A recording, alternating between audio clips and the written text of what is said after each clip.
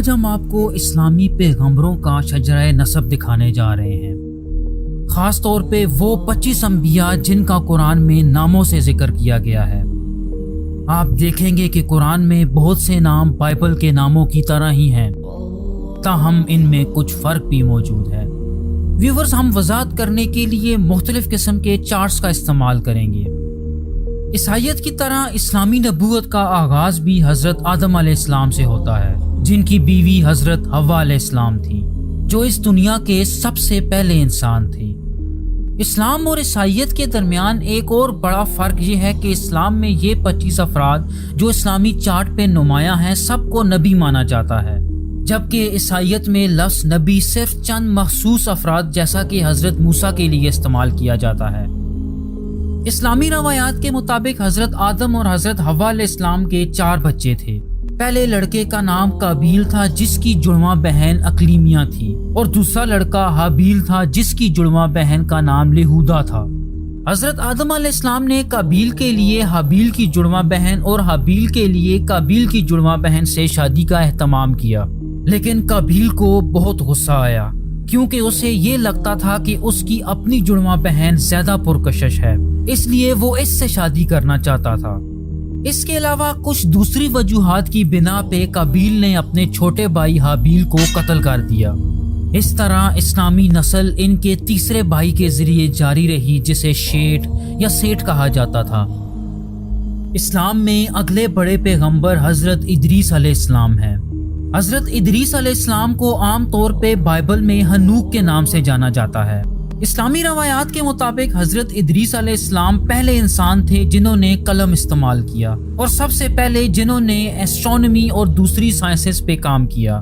وہ حضرت نوح علیہ السلام کے پردادا بھی تھے۔ آپ چارٹ پہ دیکھ سکتے ہیں کہ ہم نے بعض انبیاء کو زیادہ نمایاں کیا ہے، جیسا کہ حضرت نوح علیہ السلام، حضرت ابراہیم علیہ السلام اور حضرت موسیٰ علیہ السلام۔ اس کی وجہ یہ ہے کہ ان انبیاء کو اولو العزمی کہا جاتا ہے یا محدث الانبیاء کے نام سے جانا جاتا ہے۔ بلا شبہ حضرت نوح علیہ السلام نے دنیا کی پہلی کشتی بنائی تھی، جو چند دوسرے انسانوں اور جانوروں کے ایک گروپ کے ساتھ اللہ کے ایک عذاب یعنی ایک سیلاب سے بچ گئے تھے، اور ان کا چوتھا بیٹا اور بیوی سیلاب میں ڈوب گئے تھے کیونکہ وہ نافرمانوں میں سے تھے۔ اگلے 2 نبیوں یعنی ہود اور صالح علیہ السلام کی کہانی بائبل میں نہیں ملتی، تاہم قرآن میں عرب کے ایک قبیلے کے بارے میں آتا ہے جسے سمود کہا جاتا تھا، جس نے حضرت صالح علیہ السلام سے مطالبہ کیا تھا کہ وہ انہیں اللہ کی طرف سے کوئی نشانی دیں۔ اس مطالبے کے جواب میں اللہ تعالیٰ نے ایک اونٹنی کو معجزانہ طور پہ پتھر سے پیدا کر دیا، لیکن قوم سمود نے آخر کار اس اونٹنی کو زخمی کر دیا، اور اسی وجہ سے اللہ کی طرف سے آنے والے زلزلے میں تباہ ہو گئے۔ اب ہم 5 اولو العزم پیغمبروں میں سے دوسرے کی طرف آتے ہیں، جن کا نام حضرت ابراہیم علیہ السلام ہے، جن کو یہودی اور عیسائی ابراہیم کے نام سے جانتے ہیں۔ ویورز، اس جگہ پہ پیغمبروں کے خاندان میں ایک بہت اہم تقسیم ہے، اور واقعات کے قرآنی نسخے اور بائبل کے نسخوں کے درمیان بھی کئی بڑے فرق ہیں۔ دونوں روایات کے مطابق حضرت ابراہیم علیہ السلام کے 2 بڑے بیٹے تھے، حضرت اسماعیل علیہ السلام اور حضرت اسحاق علیہ السلام۔ عرب یعنی محمد صلی اللہ علیہ وآلہ وسلم حضرت اسماعیل علیہ السلام کی نسل میں سے ہیں، جبکہ بنی اسرائیل حضرت اسحاق علیہ السلام کی اولاد ہیں۔ اسلامی روایات میں حضرت ابراہیم علیہ السلام کے بارے میں بہت سے ایسے واقعات ہیں جو بائبل میں نہیں ملتے۔ ایک مشہور قصہ یہ ہے کہ حضرت ابراہیم علیہ السلام کو توحید کی تبلیغ کرنے کی وجہ سے آگ میں ڈال دیا گیا، اور وہ بغیر کسی نقصان کے اس آگ سے باہر نکل آئے۔ لیکن اسلام اور بائبل کے نسخوں میں جس کہانی میں سب سے زیادہ فرق ہے وہ حضرت ابراہیم علیہ السلام کے بیٹے کی قربانی کا واقعہ ہے۔ بائبل کے مطابق حضرت ابراہیم علیہ السلام کو اپنے دوسرے بیٹے حضرت اسحاق علیہ السلام کی قربانی کا حکم دیا گیا، جبکہ قرآن میں قربان ہونے والے کو حضرت ابراہیم علیہ السلام کا پہلا بیٹا یعنی حضرت اسماعیل علیہ السلام کہا جاتا ہے۔ اسلام میں حضرت اسماعیل اور حضرت اسحاق علیہ السلام دونوں کو نبی مانا جاتا ہے، اور حضرت ابراہیم علیہ السلام کے بھتیجے یعنی حضرت لوط علیہ السلام کو بھی نبی مانا جاتا ہے۔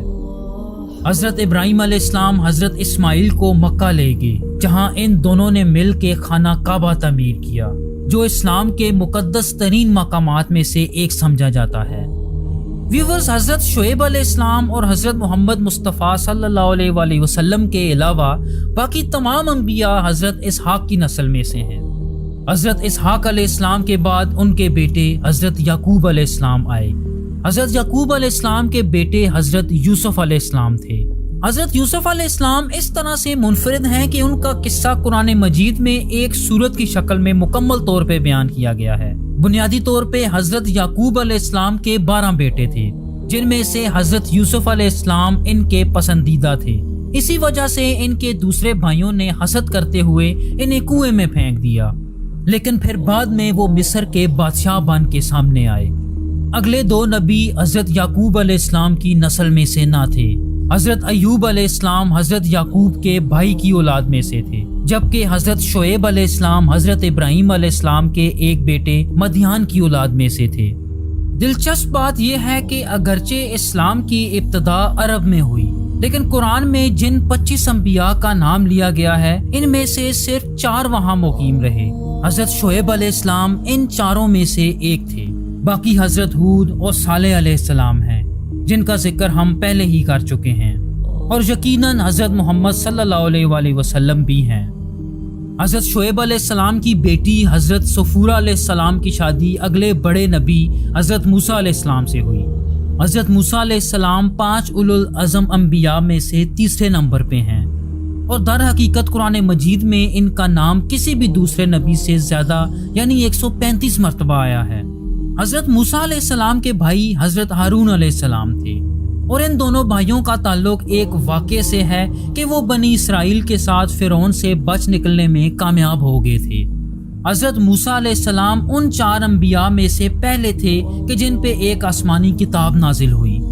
قرآن کریم اسلام کی سب سے مقدس کتاب ہے، تاہم 3 اور کتابیں ہیں جنہیں مسلمان مقدس مانتے ہیں، اور ان تینوں کا ذکر خود قرآن میں بھی موجود ہے۔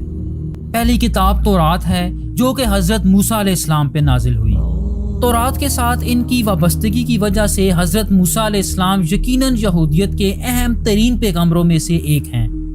دوستو، اس فہرست میں اس کے بعد 2 ایسی شخصیات آتی ہیں کہ جو ایک ہی وقت میں نبی ہونے کے ساتھ ساتھ بادشاہ کے لقب پہ بھی فائز تھے، جو کہ حضرت داؤد اور حضرت سلیمان علیہ السلام تھے۔ یہ باپ بیٹا حضرت یعقوب علیہ السلام کے ایک بیٹے کی اولاد میں سے تھے، جن کا نام یہودا تھا۔ حضرت موسیٰ علیہ السلام کی طرح حضرت داؤد علیہ السلام کا تعلق بھی ایک مخصوص مقدس کتاب سے ہے، جسے زبور کہا جاتا ہے۔ ویورز، ان کے بعد حضرت الیاس اور ان کے جانشین الیسع آتے ہیں، اور یہ دونوں حضرت ہارون علیہ السلام کی اولاد میں سے تھے۔ ویورز، قرآن میں ایک اور نبی کا ذکر بھی آتا ہے جن کا نام حضرت یونس علیہ السلام تھا، جنہیں ایک بہت بڑی مچھلی نے زندہ نگل لیا تھا۔ اس کے بعد ہم حضرت زکریا، حضرت یحییٰ اور حضرت عیسیٰ علیہ السلام پہ آتے ہیں۔ حضرت زکریا علیہ السلام حضرت یحییٰ کے والد تھے۔ قرآن مجید کے مطابق حضرت زکریا علیہ السلام کی بیوی کی ایک بہن تھی، جس کی شادی عمران نامی ایک شخص سے ہوئی تھی۔ عمران حضرت مریم علیہ السلام کے والد تھے، لیکن پھر حضرت عمران کی وفات کے بعد حضرت مریم علیہ السلام حضرت زکریا کی سرپرستی میں آ گئیں۔ بلا شبہ حضرت مریم علیہ السلام سے بھی زیادہ معروف ان کے بیٹے حضرت عیسیٰ علیہ السلام ہیں۔ اسلام میں حضرت مریم علیہ السلام نے حضرت عیسیٰ علیہ السلام کو اس وقت جنم دیا کہ جب وہ کنواری تھی، اور اسلام کے مطابق حضرت عیسیٰ علیہ السلام کے کوئی باپ نہ تھے، تاہم عیسائیوں کے مطابق حضرت عیسیٰ علیہ السلام کا ایک باپ تھا، اور وہ خدا کو حضرت عیسیٰ علیہ السلام کا باپ مانتے ہیں۔ حضرت عیسیٰ علیہ السلام کو 5 اولو العزم پیغمبروں میں سے ایک سمجھا جاتا ہے۔ ان پر اسلام کی 4 مقدس کتابوں میں سے تیسری کتاب یعنی انجیل نازل ہوئی۔ حضرت عیسیٰ علیہ السلام کے بارے میں قابل غور بات یہ ہے کہ مسلمان اور عیسائی حضرت عیسیٰ علیہ السلام کی دوسری آمد پر یقین رکھتے ہیں، جو کہ تاریخ کے آخر میں واقع ہوگی۔ اب ہم اسلام کے سب سے اہم پیغمبر کی طرف آتے ہیں، جو کہ 5ویں اولو العزم پیغمبر ہیں، نبی آخر الزمان حضرت محمد مصطفیٰ صلی اللہ علیہ وآلہ وسلم۔ حضرت محمد صلی اللہ علیہ وآلہ وسلم آخری نبی اور رسول ہیں، اس لیے انہیں خاتم النبیین کے نام سے بھی جانا جاتا ہے، اور اگر دوسرے لفظوں میں بات کی جائے تو محمد صلی اللہ علیہ وآلہ وسلم کے بعد اللہ کا اپنے بندوں کے ساتھ براہ راست رابطہ ہمیشہ کے لیے ختم ہو گیا۔ اللہ نے آپ صلی اللہ علیہ وآلہ وسلم پر اپنی آخری اور سب سے اہم کتاب قرآن نازل کی۔ مسلمانوں کے لیے قرآن صرف ایک کتاب ہی نہیں بلکہ یہ اللہ کا کلام ہے اور اس کے کسی حصے کو بھی تبدیل نہیں کیا جا سکتا، اور اسی لیے یہ بائبل سے بالکل مختلف ہے۔ آپ صلی اللہ علیہ وآلہ وسلم کی زندگی کے ہر گوشے کی تفصیلات محفوظ کی گئی ہیں۔ آپ کی پہلی بیوی کا نام حضرت خدیجہ رضی اللہ تعالیٰ عنہا تھا۔ ان کے صرف 4 بچے جوانی تک زندہ رہے، اور وہ چاروں بیٹیاں تھیں جو حضرت خدیجہ رضی اللہ تعالیٰ عنہا کے ساتھ تھیں۔ تاہم ان چاروں بیٹیوں میں سے صرف ایک حضرت فاطمہ رضی اللہ تعالیٰ عنہا کی اولاد ہے، جو اپنے بیٹوں حضرت حسن اور حضرت حسین رضی اللہ تعالیٰ عنہا کے ذریعے آج بھی زندہ ہیں۔ حضرت فاطمہ رضی اللہ تعالیٰ عنہا نے آپ صلی اللہ علیہ وآلہ وسلم کے چچا زاد بھائی حضرت علی رضی اللہ تعالیٰ عنہا سے شادی کی۔ حضرت محمد صلی اللہ علیہ وآلہ وسلم کی جانشینی سب سے پہلے ان کے پہلے سسر حضرت ابو بکر، دوسرے ان کے دوسرے سسر حضرت عمر، تیسرے ان کے داماد حضرت عثمان، اور پھر چوتھے ان کے چچا زاد بھائی اور داماد حضرت علی رضی اللہ تعالیٰ عنہ نے کی۔ مسلمان ان چاروں کو اسلام کے پہلے 4 خلیفہ مانتے ہیں۔ چوتھے خلیفہ راشد حضرت علی رضی اللہ تعالیٰ عنہ کی وفات کے بعد خلافت سب سے پہلے اموی خاندان جو کہ حضرت عثمان کا خاندان تھا اور اس کے بعد عباسی خاندان کے پاس گئی۔ ان دونوں خاندانوں کا حضرت محمد صلی اللہ علیہ وآلہ وسلم سے گہرا تعلق تھا، تاہم ان میں سے کوئی بھی خاندان حضرت محمد کی اولاد میں سے نہ تھا۔ ویورز، امید ہے کہ آپ کو یہ ویڈیو پسند آئے گی۔ ہماری ویڈیو دیکھنے کا بہت شکریہ۔ کمنٹس میں آپ کی رائے جان کر ہمیں بہت خوشی ہوگی۔ تھینک یو سو مچ۔ اللہ حافظ۔